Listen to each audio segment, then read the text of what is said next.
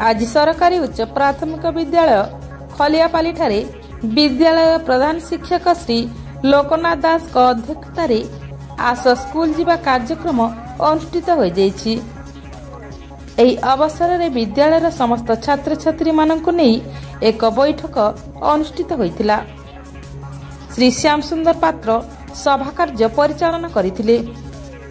प्रधान शिक्षक श्री लोकनाथ दास आस स्कूल जीवा कार्यक्रम लक्ष्य और उद्देश्य विषय रे समस्त को अवगत कराइथिले। श्रीमती विश्व विभूषिता पंडा धन्यवाद अर्पण करथिले। तापरे समस्त छात्र छात्री तथा शिक्षक शिक्षयित्री मानकु नेई ग्राम परिक्रमा करा जायतिला। एही कार्यक्रम को विद्यालय वरिष्ठ शिक्षक श्री श्याम सुंदर पात्र, श्रीमती विश्व विभूषिता पंडा, श्रीमती लिपिनारायणी प्रधान, श्री प्रभात कुमार बेहेरा, श्री खतु सुना सहयोग करथिले। Bureau report, constant TV.